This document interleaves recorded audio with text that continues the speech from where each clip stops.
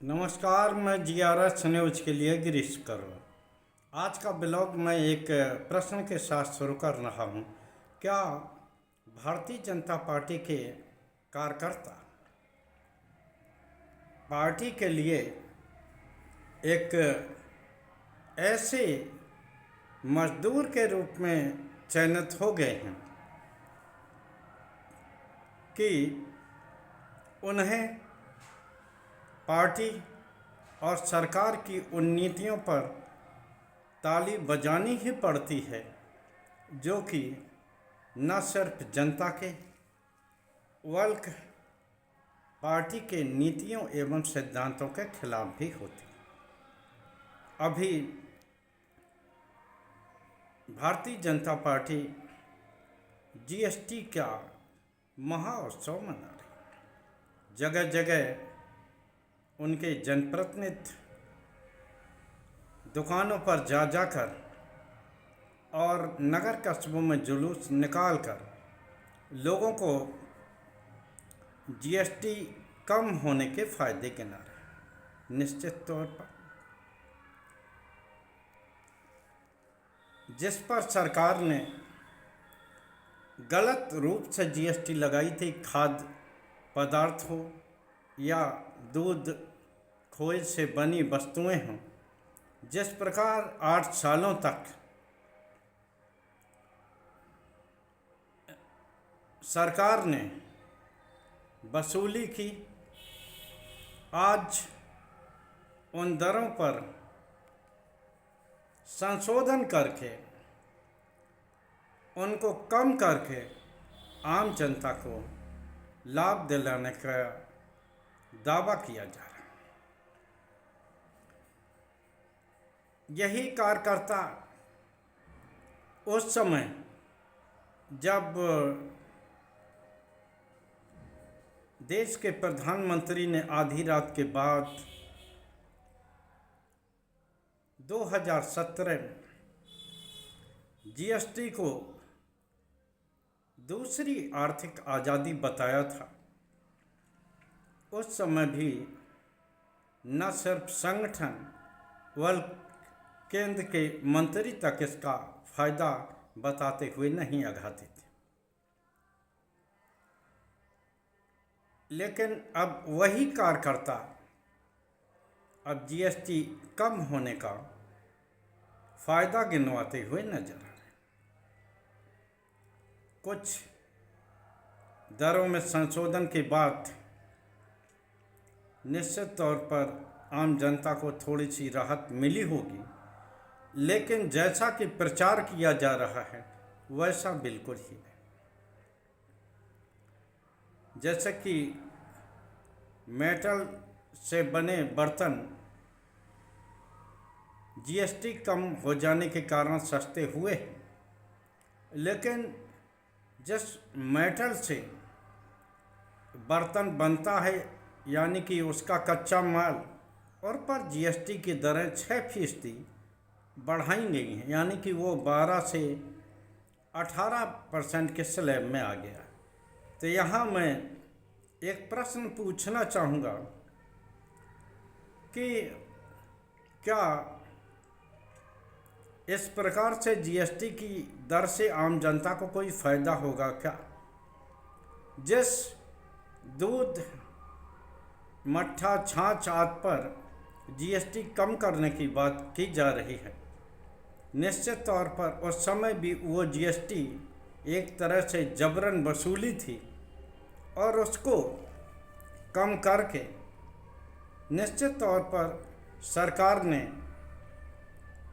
अच्छा काम किया है। लेकिन वहीं ये भी दर्शाने को काफ़ी है कि 8 वर्ष तक उस सरकार ने जनता के हितों की परवाह नहीं की और आज वही सरकार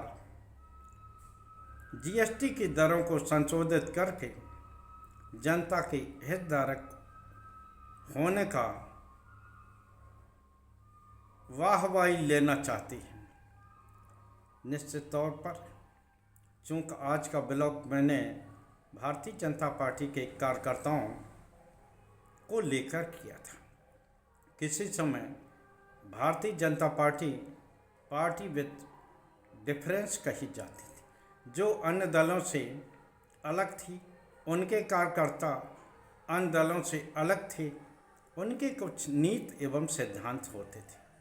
आज नीति एवं सिद्धांत क्या हैं, 2-4 उदाहरण देकर मैं अपना ब्लॉग खत्म करना चाहूँगा।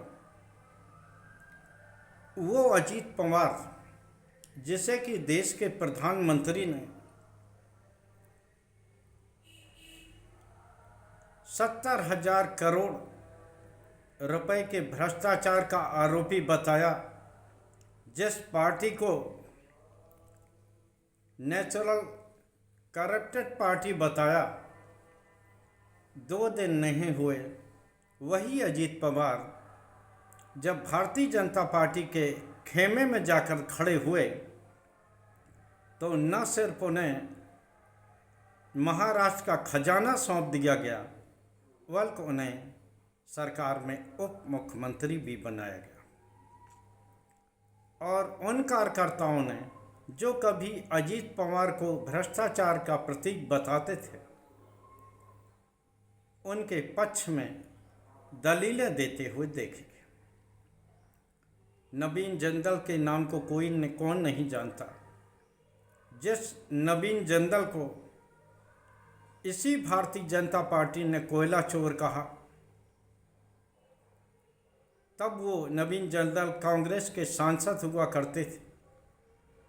आज भारतीय जनता पार्टी में शामिल होने के बाद, क्षमा करें, यहाँ हम कुछ नवीन जिंदल के विषय में और भी बात जोड़ना चाहेंगे कि नवीन जिंदल के घर के बाहर इन्हीं भाजपा कार्यकर्ताओं ने कोयला चोर कह के उनके घर के सामने प्रदर्शन किया था।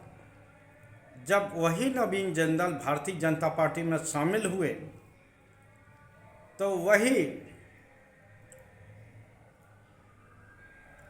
कार्यकर्ता जिन्होंने कभी नवीन जिंदल के घर के बाहर भ्रष्टाचारी बता के प्रदर्शन किया था, उनके पक्ष में वोट मांगते हुए दिखाई दे।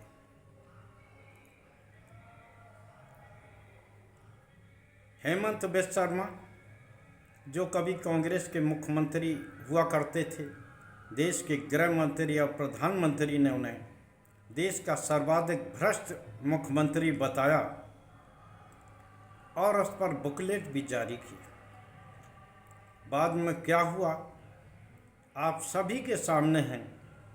आज किसी भी प्रदेश की सरकार टूटनी हो या किसी पर भी मुकदमा लिखने हो तो वो असम के जरिए ही लिखाए जाते हैं।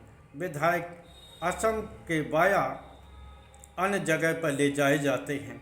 और वही हेमंत बिस्वा शर्मा आज भारतीय जनता पार्टी के नेतृत्व के नाक के बाल बने हुए। जिन जाति जनगणना को भारतीय जनता पार्टी ने सामाजिक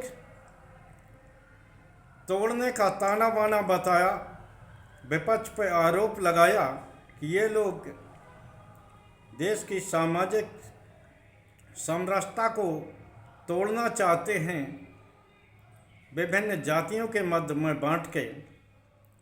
जब भारतीय जनता पार्टी को ये लगा कि जाति जनगणना का ये मुद्दा कहीं उसके लिए गले की हड्डी न बन जाए, तो उसने पूरे देश में जाति जनगणना कराने की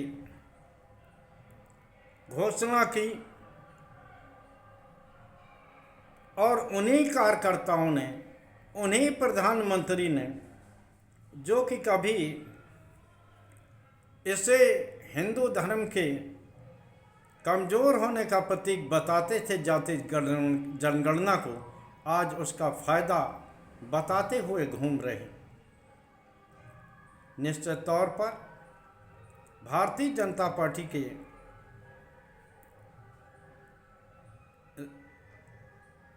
काफ़ी परिवर्तन आया है।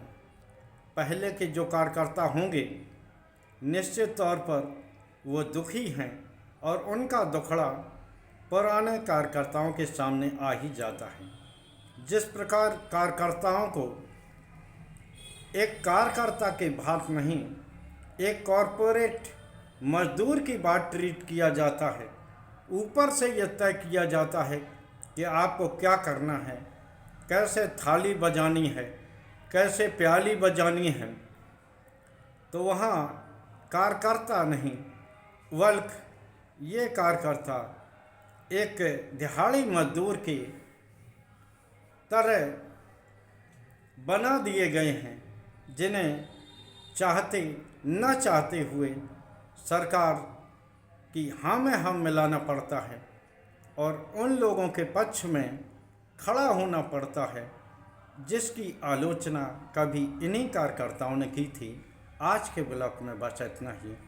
जय हिंद, जय भारत। कल फिर किसी नए मुद्दे पर आपके साथ जुड़ना प्रयास करूंगा। आपसे निवेदन है कि आप समय निकालकर हमारे इस छोटे से चैनल को देखें, शेयर करें और कमेंट करके हमारे चैनल को ताकत दें। जय हिंद।